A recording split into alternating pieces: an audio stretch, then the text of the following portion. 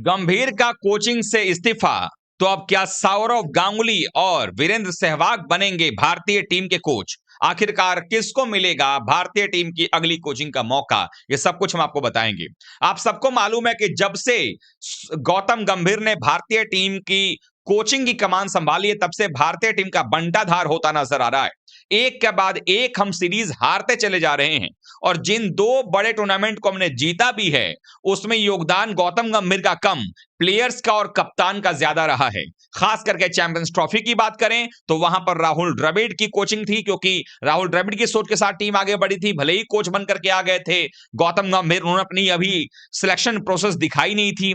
रोहित शर्मा कप्तान थे, लेकिन टी20 की बात करें तो सूर्या लगातार वैसे भी सीरीज पर सीरीज जिताते चले आ रहे थे और सूर्य कुमार यादव के साथ साथ जो है एशिया कप के फाइनल मैच में हारी बाजी तिलक वर्मा ने जिताई थी।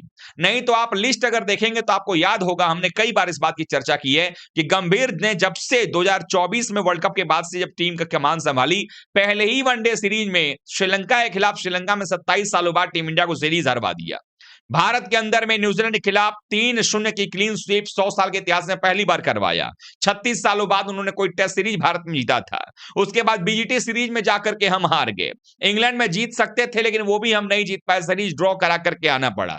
भारत में आकर साउथ अफ्रीका ने हरा दिया। उसके बाद न्यूजीलैंड ने अभी हमें बंटाधार कर दिया। ऑस्ट्रेलिया में टी20 मेलबोर्न में हम नहीं हारे थे, 17 साल से वो हार गए। एडिलेड में वनडे नहीं हारे थे, वो हार गए। मतलब एक एक करके भारतीय टीम जो है वो बिखरती नजर आई। टेस्ट से रोहित विराट की विदाई हो गई, टी20 पहले छोड़ चुके थे। खिलाड़ियों को जो प्लेयर अच्छे थे उनको टीम से बाहर का रास्ता दिखाया गया। शमी जैसे डिजर्विंग प्लेयर डोमेस्टिक ही खेल रहे हैं। सरफराज खान जैसा शानदार टेस्ट प्लेयर आपका अभी भी डोमेस्टिक ही खेल रहा है, उसकी जगह टीम में नहीं है। लेकिन न जाने कितने ऐसे प्लेयर्स को टीम में शामिल कर लिया गया जिसकी जरूरत नहीं थी। तो अब सवाल यह उठता है कि मनमाने ढंग से लिए गए अजीत अगरकर सिलेक्शन कमेटी के जो अगुआ हैं वो और कोच गौतम गंभीर की जोड़ी है, ये जब तक हटेगी नहीं तब तक काम बनेगा नहीं। लेकिन अब गौतम गंभीर का इस्तीफा तय हो चुका है, क्योंकि गौतम गंभीर का ये सीरीज अगर देखा जाए जिस तरह से गया है और जिस तरह से सवाल उठ रहे हैं, इसके पहले भी जब साउथ अफ्रीका सीरीज हम हारे थे तो वहां पर गौतम गंभीर का बयान आया था कि बीसीसीआई फैसला करेगी।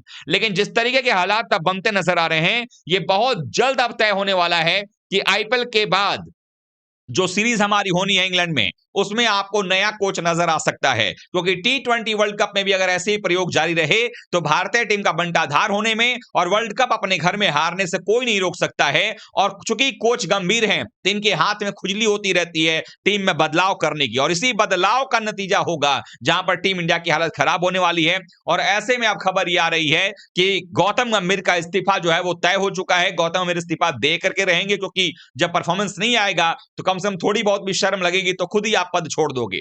इस पद के रेस में जो नाम सामने आ रहे हैं, वीवीएस लक्ष्मण एनसीए के हेड है, यानी सीओई के हेड है अभी, लेकिन वो उसी शर्त पर कोचिंग करेंगे टीम इंडिया की जब उनको तीनों फॉर्मेट की कोचिंग दी जाएगी। और वैसे भी भारत में पता ही है कि आप देखते हैं कि स्प्लिट कोचिंग नहीं होती, इवन स्प्लिट कैप्टनसी भी नहीं होती थी, लेकिन स्प्लिट कोचिंग तो खैर कम से कम नहीं होती, तीनों फॉर्मेट का कोच एक ही होता है।